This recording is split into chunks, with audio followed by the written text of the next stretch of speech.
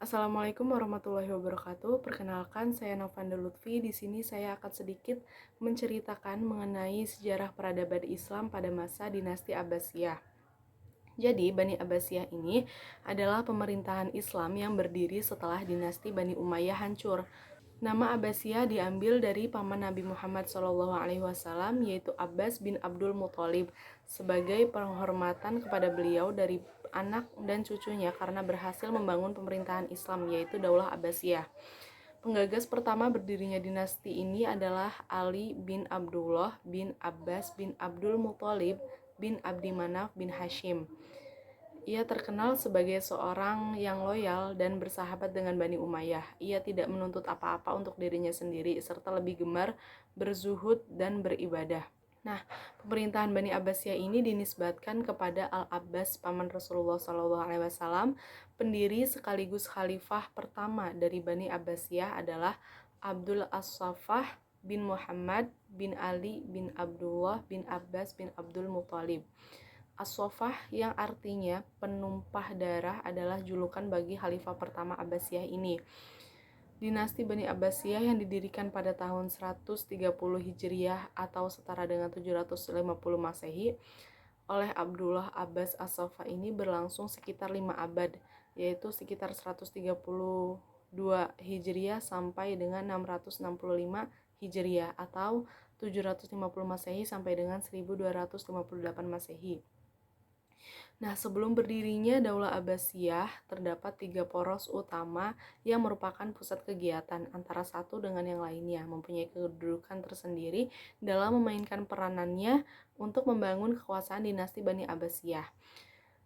Ada 3 poros, yaitu Humaimah, Kufah, dan Khurasan. Dinasti Bani Abbasiyah berdiri awalnya dari sebuah hasil propaganda dan organisasi yang luas dan revolusioner. Propaganda tersebut dilaksanakan dengan strategi yang cukup matang, yaitu pertama dilaksanakan dengan sangat rahasia tanpa melibatkan pasukan perang. Mereka berdakwah atas nama Abbasiyah sambil berdagang mengunjungi tempat yang jauh. Dan dalam kesempatan menunaikan ibadah haji di Mekah, yang kedua adalah menggabungkan para pengikut Abu Muslim Al-Khurasani dengan pengikut Abbasiyah. Dua kekuatan ini berdiri atas nama Abbasiyah yang sudah menggunakan kekuatan bersenjata untuk melawan kekuatan Umayyah. Selanjutnya, sistem pemerintahan Bani Abbasiyah. Kekhalifahan Bani Abbasiyah bertumpu pada banyak sistem yang pernah dipraktikkan oleh bangsa-bangsa sebelumnya, baik yang muslim maupun non-muslim.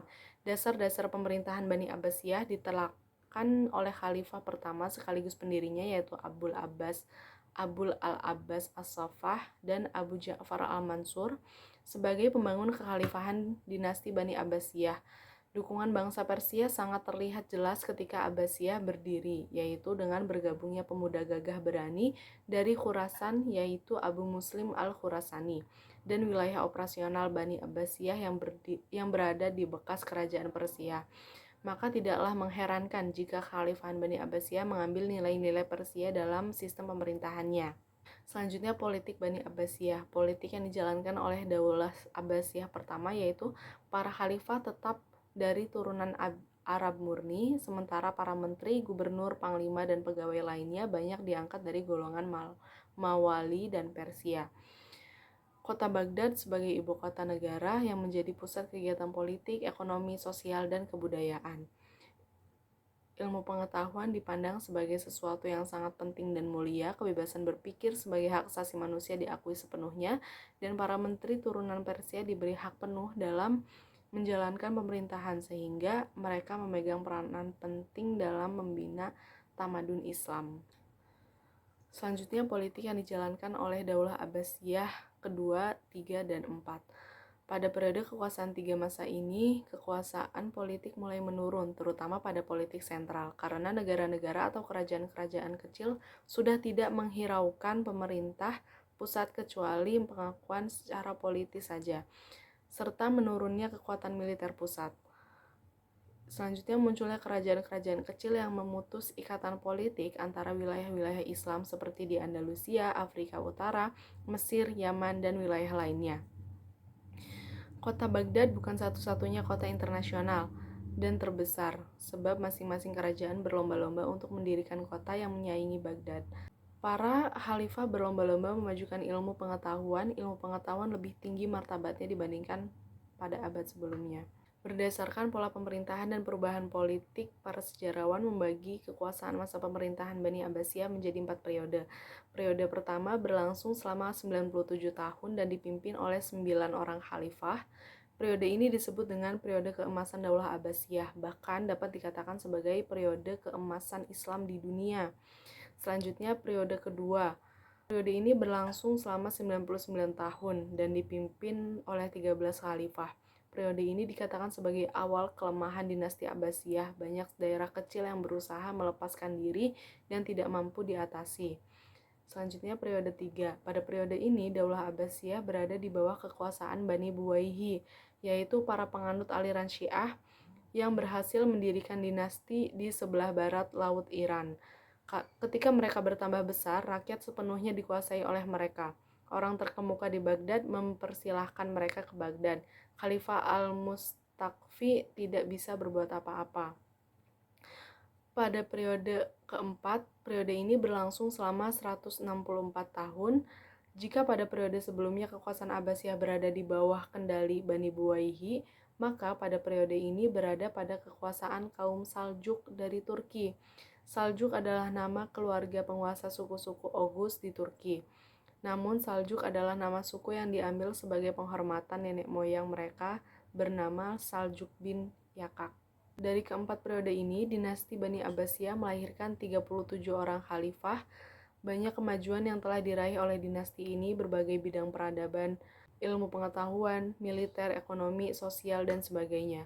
Menurut Philip K. Hitti dalam Supriyadi, dari ke-37 khalifah yang memimpin dinasti Abbasiyah, ada 10 khalifah yang dianggap paling berjasa sebagai masa kejayaan Bani Abbasiyah. Dari keempat periode ini, dinasti Bani Abbasiyah melahirkan 37 orang khalifah. Banyak kemajuan yang telah diraih oleh dinasti ini di berbagai bidang peradaban, mulai dari ilmu pengetahuan, militer, ekonomi, sosial, dan sebagainya. Nah, dari ke-37 khalifah yang memimpin dinasti Abbasiyah ini, ada 10 khalifah yang dianggap paling berjasa sebagai masa kejayaan Bani Abbasiyah. Selanjutnya, kemajuan masa Abbasiyah. Nah, masa ini adalah keemasan atau masa kejayaan umat Islam sebagai pusat dunia dalam berbagai aspek peradaban. Kemajuan itu hampir mencakup semua aspek kehidupan. Popularitas Bani Abbasiyah mencapai puncaknya di zaman Khalifah Harun al-Rashid dan putranya Al-Ma'mun. Yang pertama yaitu biro-biro pemerintahan Abbasiyah. Keadaan biro-biro pemerintahan pada masa Daulah Abbasiyah hampir sama dengan Daulah Umayyah. Hanya saja pada dinasti Abbasiyah telah mengalami kemajuan-kemajuan dan perbaikan serta penyempurnaan. Untuk menjalankan sistem pemerintahannya, dinasti Abbasiyah membentuk biro-biro pemerintahan baru, yaitu yang pertama ada Amirul Umara, adalah panglima besar yang diserahkan pimpinan negara. Yang kedua, Dewan Az-Zimani adalah dewan pengawas. Yang ketiga, Dewan Korespondensi atau Dewan At-Taqwi adalah dewan yang menangani surat resmi, dokumen politik, serta instruksi ketetapan khalifah. Yang keempat, ada Dewan Al-Ahdas Wash Syurtah adalah dewan kepolisian. Yang kelima, ada Dewan Al-Barid adalah dewan pos negara. Dan yang keenam, ada Kiwan Kadli Kudo adalah dewan kehakiman. Selanjutnya, sistem militer. Sistem militer terorganisasi dengan baik, berdisiplin tinggi, serta pelatihan dan pengajaran secara reguler. Angkatan paling berada di bawah Dewan Al-Jun. Angkatan perang berada di bawah Dewan Al-Jun. Pasukan pengawal khalifah atau Habs adalah satu-satunya pasukan tetap yang mengepalai sekelompok pasukan.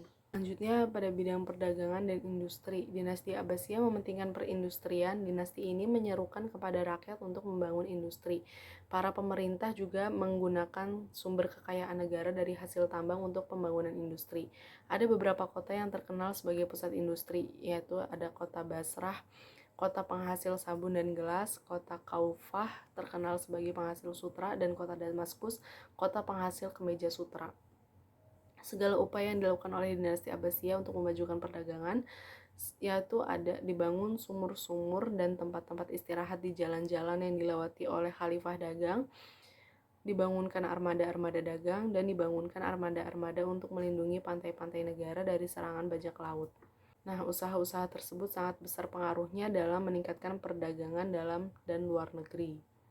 Selanjutnya, perkembangan di bidang pertanian.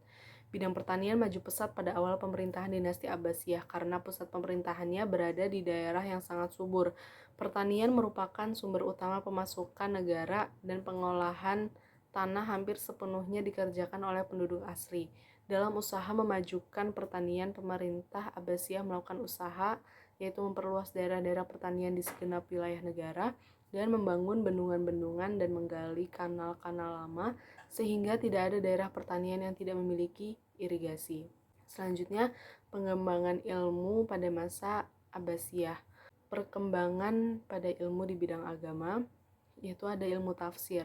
Para sahabat yang menafsirkan antara lain ada Ibnu Abbas, Ibnu Mas'ud, Ali bin Abi Thalib, dan Ubay bin Ibnu Ka'ab dengan menafsirkan ayat dengan hadis atau atsar atau kejadian yang mereka saksikan ketika ayat itu turun. Kemudian para tabi'in mengambil tafsir dari para sahabat tersebut dengan ditambah cerita Israiliyat. Setelah itu para mufasir dengan cara menyebut satu ayat kemudian menerangkan tafsirnya yang diambil dari sahabat dan tabi'in. Tafsir yang termasyhur diantaranya yaitu tafsir Ibnu Jarir At-Tabari. Dan selanjutnya ilmu hadis. Pengumpulan dan pembukaan hadis sudah mulai sejak pemerintahan Khalifah Umar bin Abdul Aziz, yaitu salah seorang khalifah Bani Umayyah. Namun perkembangannya yang paling menonjol terjadi pada masa Daulah Abbasiyah, sebab pada masa inilah munculnya ulama-ulama hadis yang belum ada tandingannya sampai zaman sekarang. Di antaranya yang terkenal ialah Imam Bukhari yang telah mengumpulkan hadis sebanyak 7.257 hadis. Setelah diteliti ditemukan 4.000 hadis sahih, semuanya terkumpul dalam bukunya, yaitu Sahih Bukhari. Imam Muslim terkenal dengan bukunya yaitu Sahih Muslim. Selanjutnya ilmu kalam. Kajian ilmu kalam atau teologi adalah mengenai dosa, pahala, surga, neraka, serta perdebatan mengenai ketuhanan atau tauhid.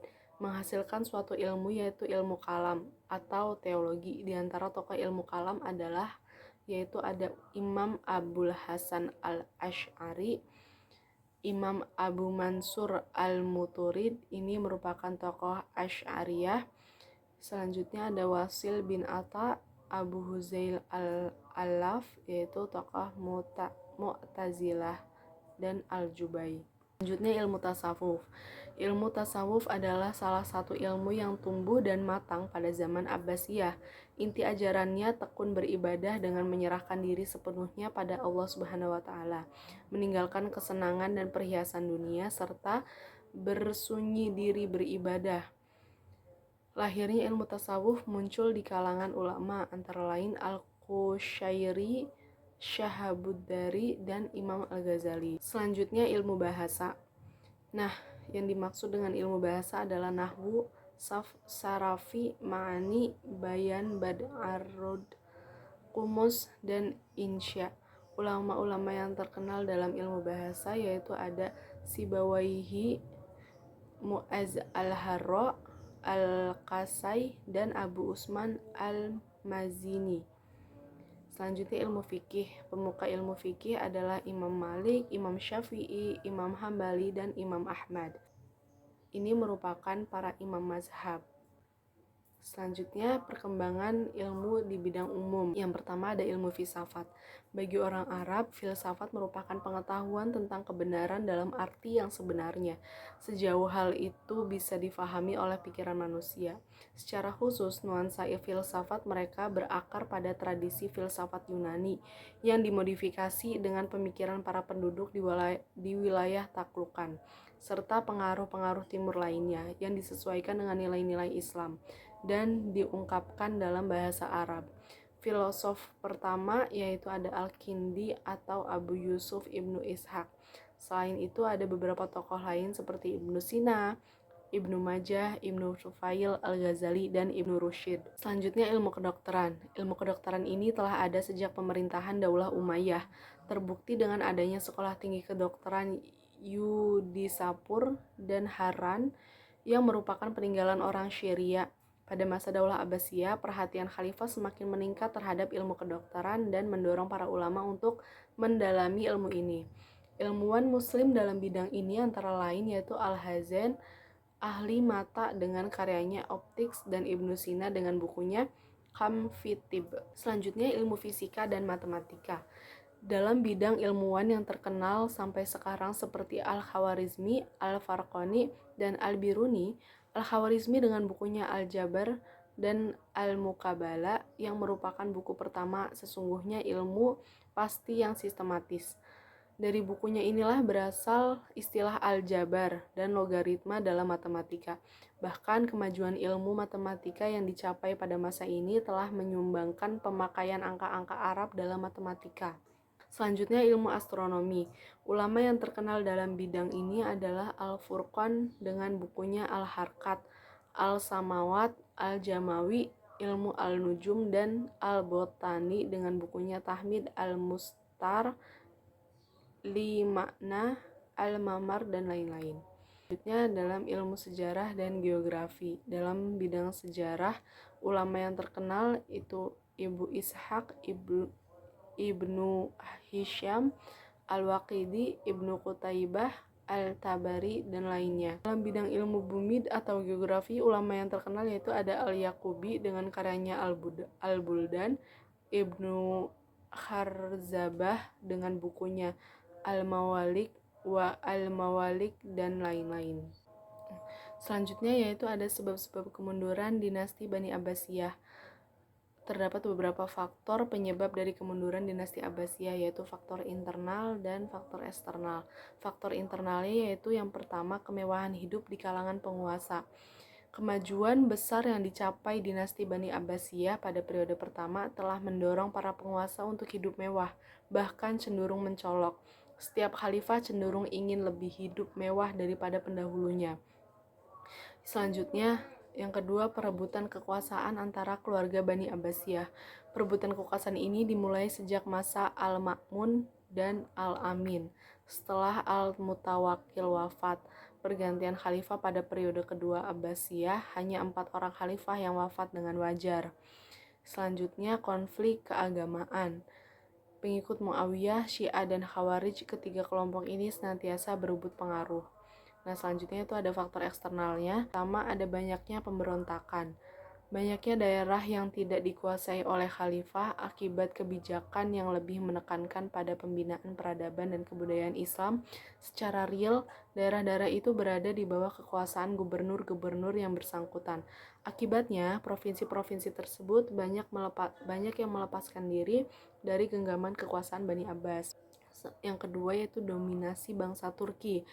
Sejak abad ke-9, kekuasaan militer Abbasiyah mulai mengalami kemunduran. Sebagai gantinya, para penguasa Abbasiyah memperkerjakan orang-orang profesional di bidang kemiliteran, khususnya tentara Turki. Akibatnya, tentara Turki berhasil merebut kekuasaan mereka walaupun khalifah masih dipegang oleh Bani Abbas. Yang ketiga yaitu dominasi bangsa Persia. Pada awal pemerintahan Bani Abbasiyah, keturunan Persia bekerja sama dalam mengelola pemerintahan. Nah, pada periode kedua, saat pergantian khalifah dari Khalifah Muttaqi, Khalifah ke-22 kepada Khalifah Muti, yaitu Khalifah ke-23, tahun 334 Hijriah, Bani Buyah Persia berhasil merebut kekuasaan. Pada masa Abbasiyah ini merupakan zaman keemasan yang pernah dialami oleh kaum muslimin, di mana pada zaman ini mengalami perkembangan ilmu yang sangat pesat. Bani Abbasiyah mengalami kemunduran. Pada masa Bani Abbasiyah ini merupakan zaman keemasan yang pernah dialami oleh kaum muslimin, di mana pada zaman ini mengalami perkembangan ilmu yang sangat pesat. Namun Bani Abbasiyah mengalami kemunduran yang disebabkan konflik internal dan eksternal, di antaranya yaitu konflik antar bangsa, kemerosotan ekonomi, konflik keagamaan, dan ancaman dari luar. Bahkan Eropa pun seolah-olah tidak berdaya menghadapi kemajuan Islam, terutama di bidang ilmu pengetahuan dan teknologi, walaupun pada akhirnya kejayaan Islam masak. Mungkin itu saja yang dapat saya sampaikan. Semoga dapat bermanfaat. Wassalamualaikum warahmatullahi wabarakatuh.